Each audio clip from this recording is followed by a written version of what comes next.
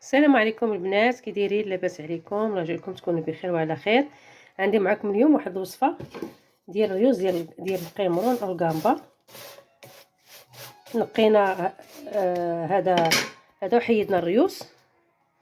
انا دابا هنا دخلتهم من الفران حتى تجملوا، وما عنديش الوقت دابا بالليل حتى الغدا ان شاء الله، وغنوريك كيفاش غادي نطحنهم باش نبقاو نديروا البريوات او اي حشوه بغيتو ديروها ديال هاكا ديال المملحات. كيجي غزال بحال مثلا درتو غير الدجاج، مثلا صدر ديال الدجاج مع الخضره، ودرتو غير 2 معالق من هذا بحال دايرين القيمرون لداخل او الكامبا، واخا ما يكونش. المهم بنادم كيمشي معاه على حساب الوقت. المهم انا غادي تتبعوا معايا حتى الاخر والله يحفظكم. هنا البنات هما الريوسه ديال القيمرون او الكامبا ديالنا، خليتهم حتى للغدا لانهم بردوا. غنعاود دابا نسخنهم. طحنتهم في الهاشوار حيت الحشوار ما غاديش ترققهم بزاف، غير بحال قلتي غير همشتهم شويه.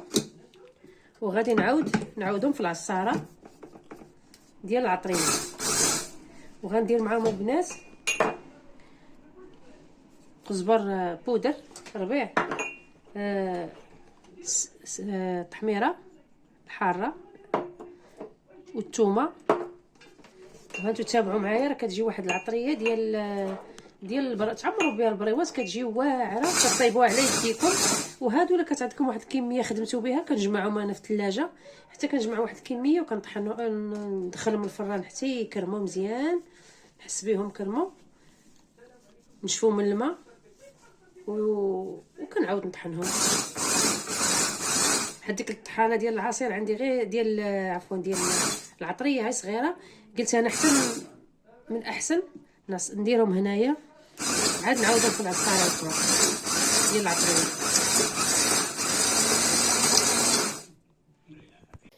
هنا البنات طحنتهم الاول، طحنته في العشوار وعاودته في الماكينه ديال العطريه. درت الثومه بودر والقزبر بودر والحاره حاره مطحونه، السودانيه مطحونه، وغادي نطحنها. تابعوا معايا حتى الاخر كيفاش غادي نكمل. هنا البنات كملتها في الطحين، حيدتها من الهاشوار ودرتها في الطحانه ديال العطريه عاديه، وغادي نغربلها. والثومه تقريبا راه اكثر من نص قرعه اللي خويت، باش كتجي في هذيك النكهه ملي كديروا شي بريوات هكا. واخا ديروا غير الحوت، واخا ديروا غير غير صدر تاع الدجاج وخضيره، ملي كديروا هاد العطريه كتجي فيها النكهه بحال راكم دايرين الحوت، كتجي غزاله البنات. جربوها على حسابي، انا راه ذوقاتني واحد البنت صاحبتي وعجباتني، وقلت لها شنو دايره، قالت لي ها اللي كنديروها كندير شاركتها معاكم. جربوها البنات، وغنعمرها في قريعات وغنصدر منها هكا الدريات صحاباتي، يمكنش غيبقى ديال الكميه كامله. تبارك الله راه ما طيبي، كتجي غزاله البنات. بعض المرات يكون الحوت غالي، او عندنا غير الدجاج ولا غير خضره يتعمروا بها، كتجي غزاله بحال دايره البنات، بحال دايرين الحوت. هنا البنات كنجيبوا قريعه تاع الدجاج يكونوا مغسولين ومعقمين، نعمروا العطريه ديالنا ديال الحوت. صافي وقيلا انا غنقلبها بعشره، صافي مابقيتش غندوق صحاباتي، صافي غنبيعو شي. بانت لي قضيه فيها كثيره، واحد والي هما تبارك الله. خرجت 4 القراعي، كنطيب حتى ورات مالك والشعب. ها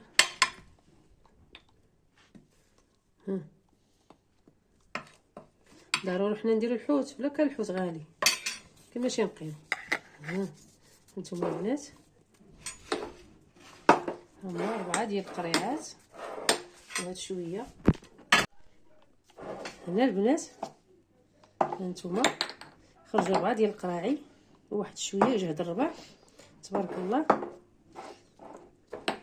واخا فيه هو شويه ديال ملي كتبقاو تحمروا فيه كيعطي واحد الريحه في الدار، ولكن من وراها البنات كندير واحد الكاسرونه وكندير فيها القهوه وشويه العطريه بحال الشكل اللي كندير في المغرب، وكنتبخها كتحيد ديك الريحه ديال القمرون وديال الحوت كتحيد من الدار، لان ملي كتكوني كتحمري فيها في الفران كيعطي واحد الريحه ما تقدر ما تعجبكمش، بصح ملي ديروا القهوه راه كتغلب على ديك، كتحيد ديك الريحه ما كتبقاش. والصلاح على البنات غنخرجوا غزالين وتبارك الله غتستافدوا منهم بزاف د الحوايج في هذا رمضان ان شاء الله، وهذا الشهر المبارك يا ربي تسهل علينا وتدخلوا لنا بالصحه والسلامه. وتبارك الله عليكم وكاع البنات اللي دخلوا عندي القناه، الله يجعل ربي ينور طريقهم والولاد وكلشي كلشي. ديما كنقول غير البنات حتى الولاد تبارك الله ما شاء الله عليهم، كندخل للقناه تبارك الله شي وليدات الله يحجبهم لميتهم ولوالديهم ويسهل عليهم. وتبارك الله عليكم البنات والله الله يحفظكم.